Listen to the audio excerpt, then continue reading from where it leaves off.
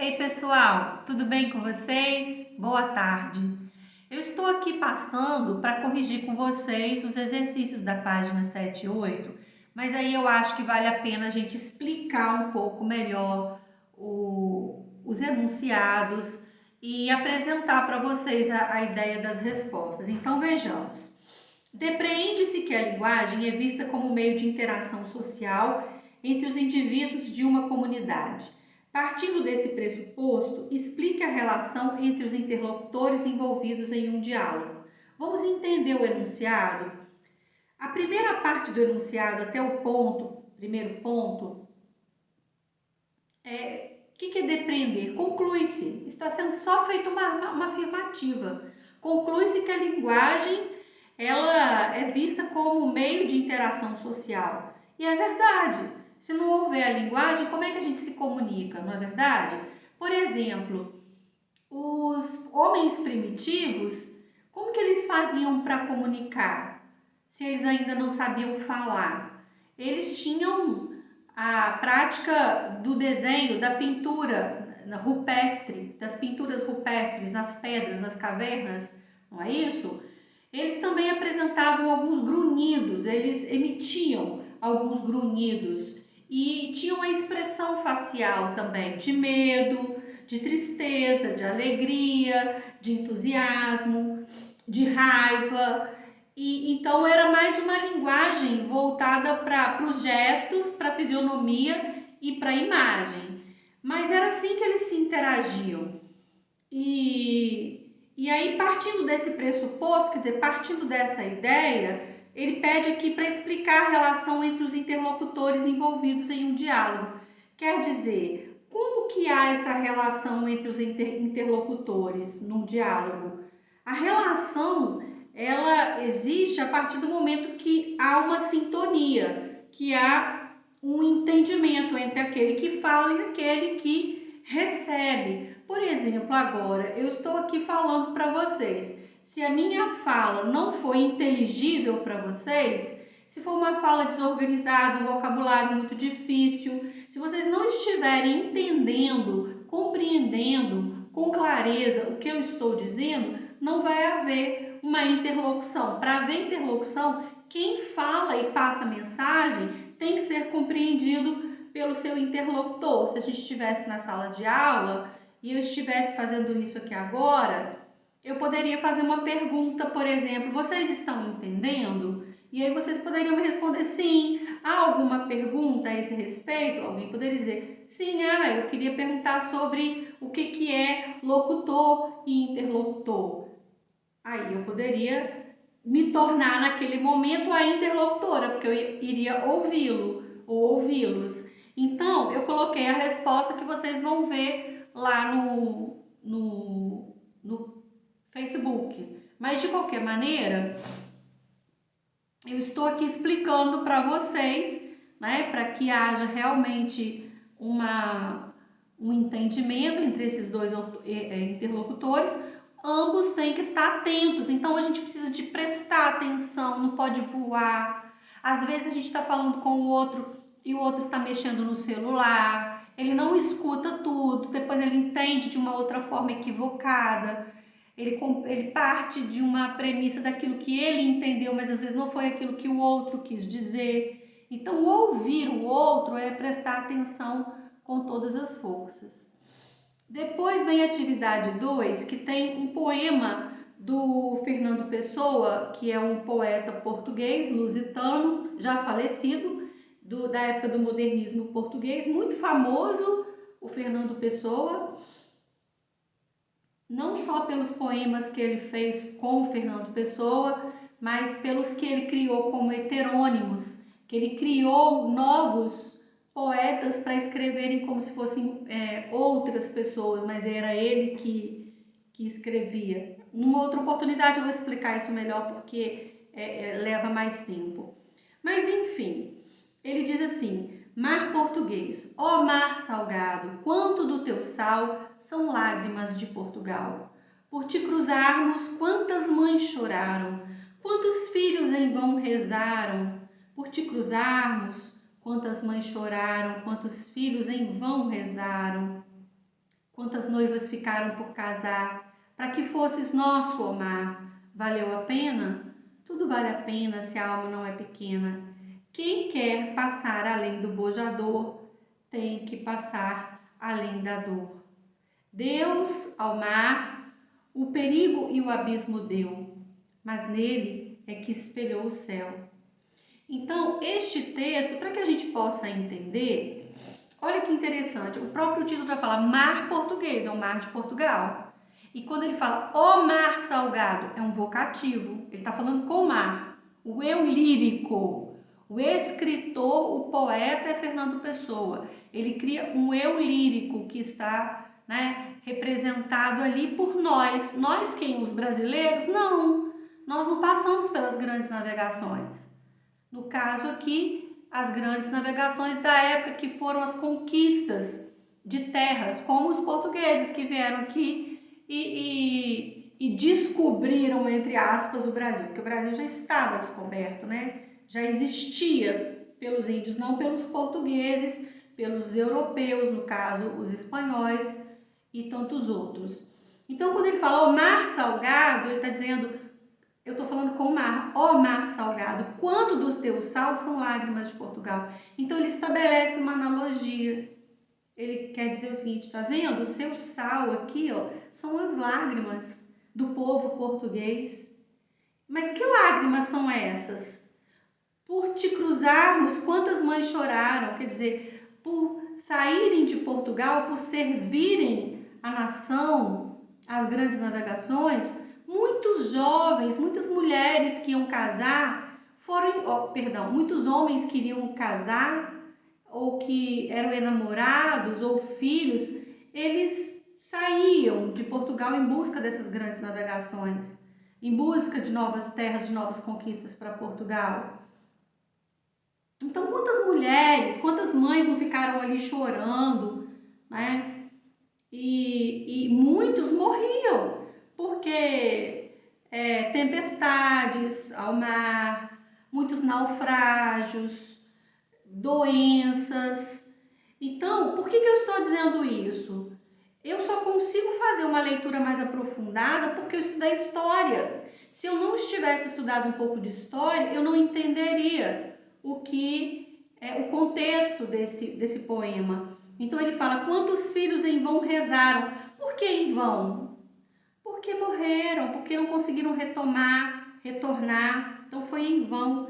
Quantas noivas que ficaram por casar para que fosses nosso, ó mar, quer dizer, para que ninguém tomasse esse mar de Portugal, para que outras nações não o invadissem e que conquistassem Portugal, como já havia acontecido antes, entre as grandes, né, diversas guerras, porque também já pertenceu ao Império Romano, aos mouros.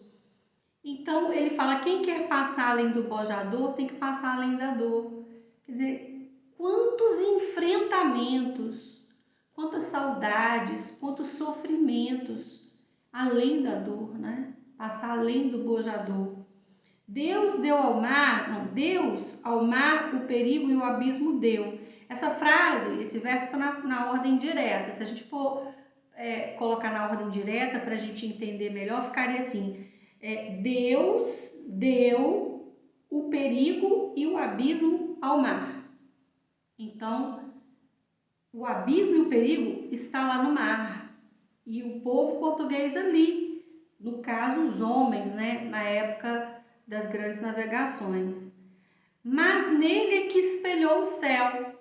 Então, o mar espelha o céu. E o céu aqui como algo divino, fortalecedor, cuidado por Deus, né? Então, ele quis dizer o seguinte, foi realmente complicado toda essa situação que eles passaram, né, para conquistar outras terras. Mas valeu a pena, porque ele diz, valeu a pena, tudo vale a pena se a alma não é pequena. O que quer dizer isso? Tudo vale a pena quando você tem boas intenções, quando você faz de coração, quando você faz com amor, quando você faz com dignidade, né? Então, Então, nesse sentido. E aí, na sequência, vem perguntando, aliás, perguntando não, vem solicitando para a gente analisar e definir os elementos que se referem à comunicação. Então, no caso, o que seria o emissor? Eu acredito que muita gente tenha colocado aí o Fernando Pessoa. Depende, vamos analisar assim.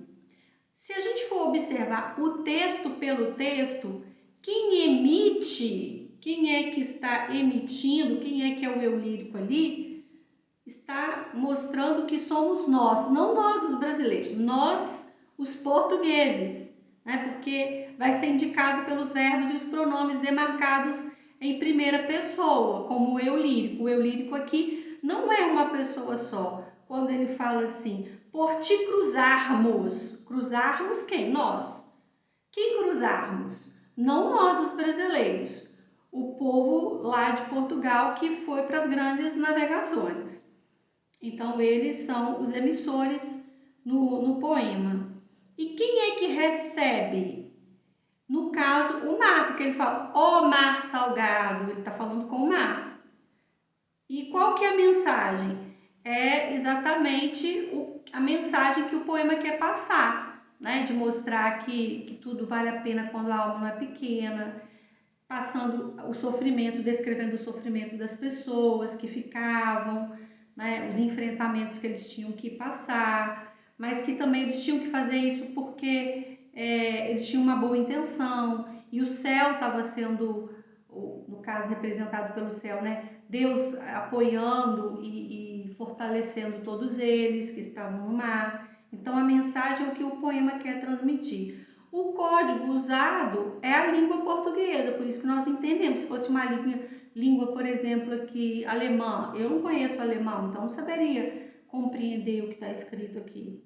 E o canal foi a língua escrita. Através da língua escrita, isso foi passado para o livro, para jornais, internet, e foi divulgado, mas o canal é a língua escrita.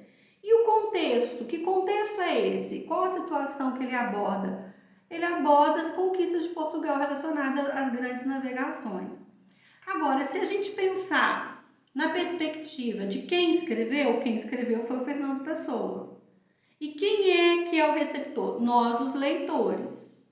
Então, vejam que há duas formas aqui da gente perceber os elementos da comunicação. Se eu observo só o texto, analisando só o texto, eu vou pensar que o emissor são os portugueses, né, que representam o eu lírico no plural, primeira pessoa do plural, nós.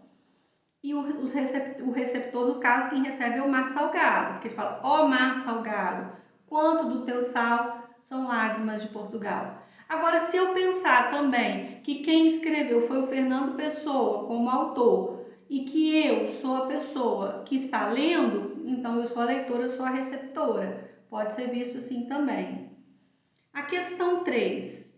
A frase abaixo foi extraída de um anúncio que vende produtos para a pele. Eis o anúncio. Hoje você é uma uva, mas cuidado, uva passa. Então, saiu na Cláudia, na revista Cláudia, em 1996, uma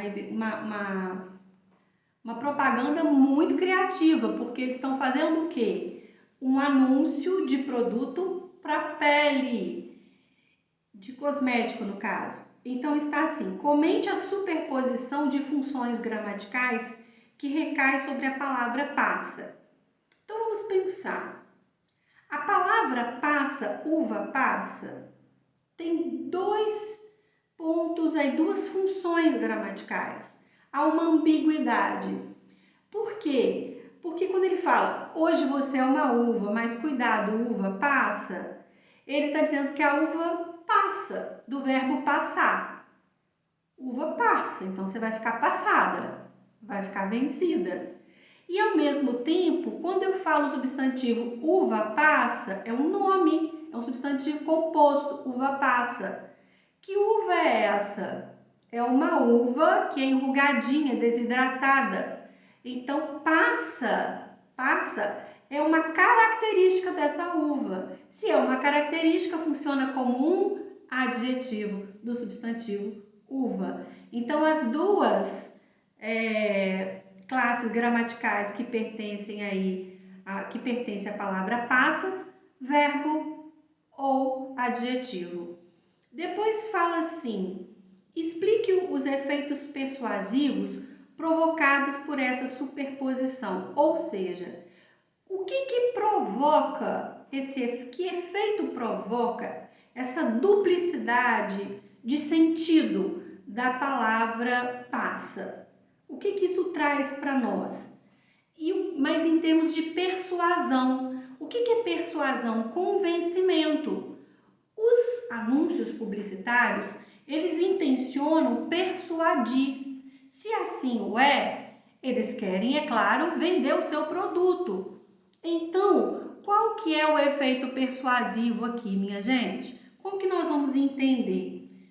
Eu coloquei o seguinte: o locutor emite a ideia de que se o leitor não usar o produto para a pele, anunciado no texto publicitário, ficará enrugado como a uva passa, pois a velhice chega com o tempo e então precisa de cuidar desde já.